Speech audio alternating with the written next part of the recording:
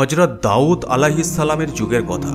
সেই সময় দামওয়ান নামক গ্রামে বাস করত এক গরিব চাষি। সে ছিল বড়ই অভাবী আর দিনহীন। কোনো রকমে খেটে খুঁটে তার সংসার চলত। অভাবে অনটনে বেচারা চাষির জীবন ছিল দুর্বিষহ। একদা চাষির ঘরে খাবারের কোনো ব্যবস্থা ছিল না। ক্ষুধার জ্বালায় সে কাতর হয়ে পড়ল। তাই সে খাবারের খোঁজে এদিক ওদিক ঘুরে বেড়াচ্ছিল, তবে কোথাও এতটুকু খাবার জুটল না।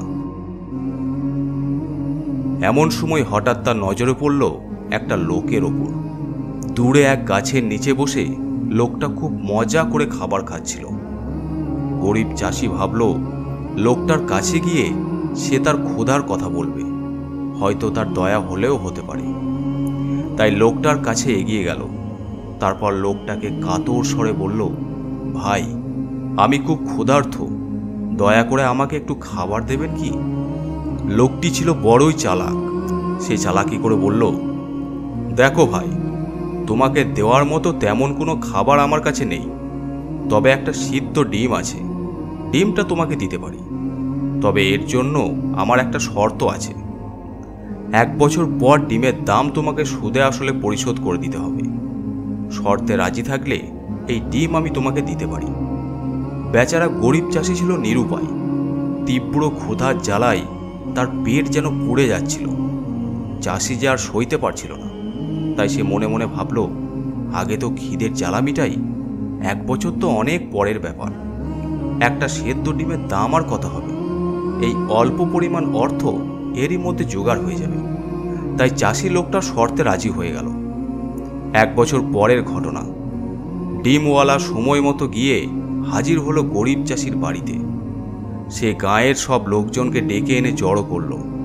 লোকটি সবাইকে বলল, দেখুন ভাই সব, এই চাষি আমার কাছ থেকে একটা ডিম নিয়ে খেয়েছে। শর্ত ছিল 1 বছর পর সুদে আসলে ডিমের দাম পরিশোধ করবে। আমি আজ আমার সেই পাওনা বুঝে নিতে এসেছি। দেখুন ভাই সব, লোকটা যদি সেদিন ডিম না খেত, তাহলে নিশ্চয়ই ডিম থেকে একটা মুরগির বাচ্চা হতো। সেই মুরগির বাচ্চা 6 মাস পর 20টি ডিম দিত। সেই 20টি ডিম হতে আরও 20টি বাচ্চা হতো। সেই বাচ্চাগুলোর প্রতিটি 20টি করে ডিম দিত। সেই ডিম থেকেও আবার বাচ্চা হতো। তাহলে কম করে হলেও বছরে আমি 440টি মুরগির দাম পেতাম। আজ অন্তত 440টি মুরগির দাম চাষিকে শোধ করতে হবে। লোকটার কথা শুনে গরিব চাষির মাথায় যেন আকাশ ভেঙে পড়ল। সে তো হতবাক, কিন্তু লোকটা যে নাছোড়বান্দা। তাই চাষি কেঁদে কেঁদে লোকটার কাছে মিনতি করল। বলল, ভাই, আমি গরিব চাষি, আমায় মাফ করে দিন। কিন্তু চতুর লোকটি চাষির কোনো কথাই শুনল না। সে সোজা গিয়ে হযরত দাউদ আলাইহিসসালামের দরবারে নালিশ করল। তাই বিচারের জন্য চাষিকে বাদশাহর দরবারে ডাকা হলো। চাষি তার কথা বলল এবং ডিমের মূল্য সুদে আসলে পরিশোধের কথাও অকপটে স্বীকার করল। চাষির স্বীকারোক্তি শুনে দাউদ আলাইহিসসালাম সহজেই তার রায় ঘোষণা করলেন।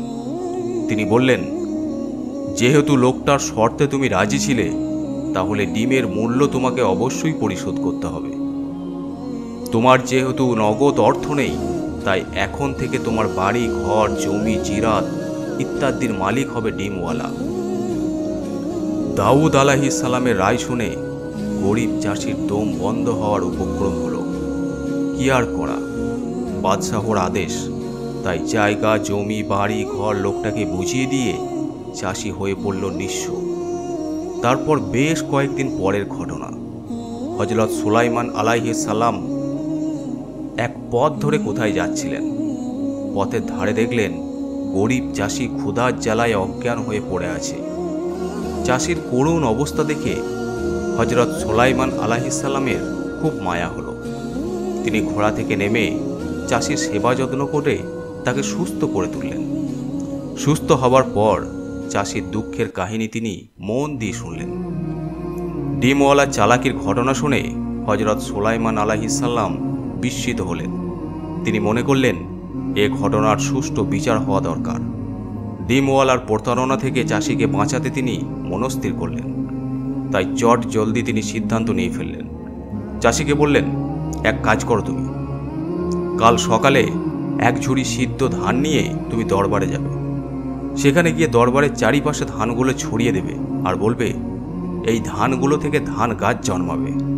তুমি যদি মনে জোর ও সাহস নিয়ে এই কাজটি করতে পারো, তাহলে তুমি তোমার জমি, জিরাত, বাড়ি, ঘর সবই ফেরত পাবে।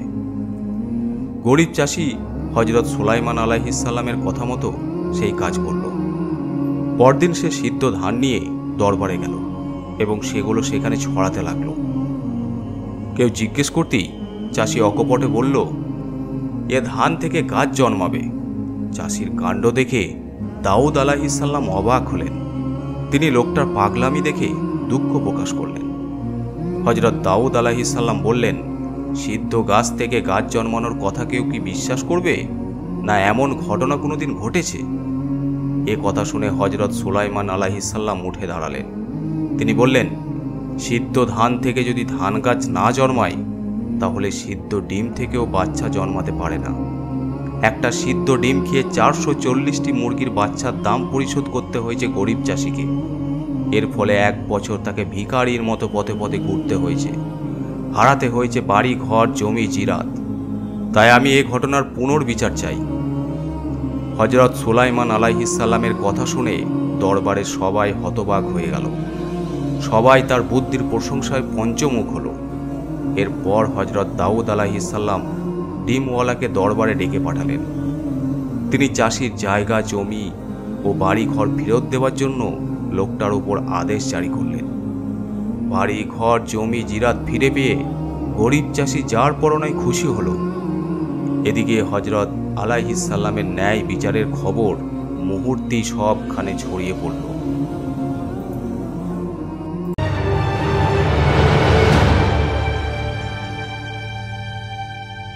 পবিত্র কোরআনে আল্লাহ তাআলা ইয়েমেনের এক ক্ষমতাধর নারীর গল্প বলেছেন।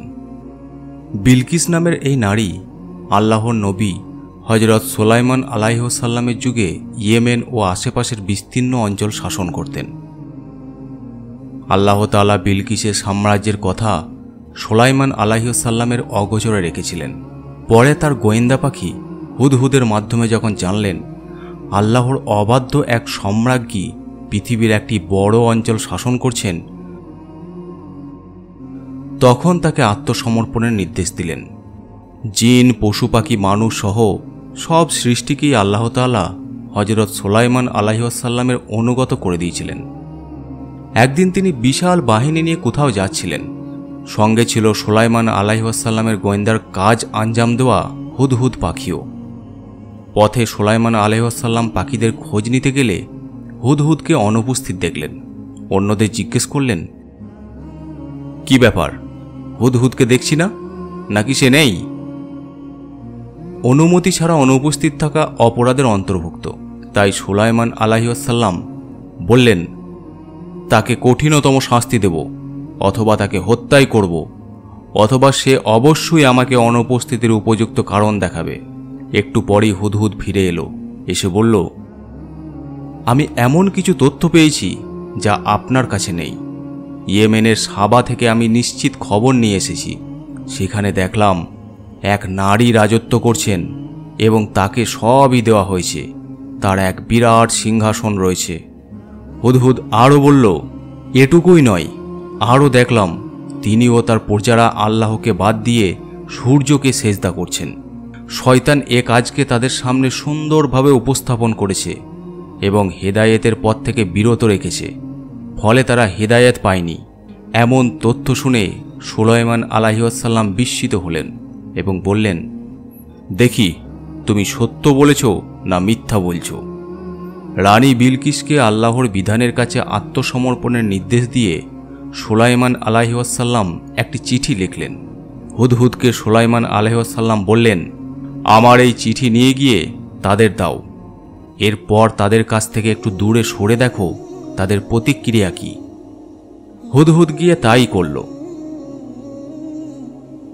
চিঠি পেয়ে বিলকিস মন্ত্রিসভার বৈঠক ডাকলেন এবং চিঠির ভাষ্য তাদের সামনে তুলে ধরলেন।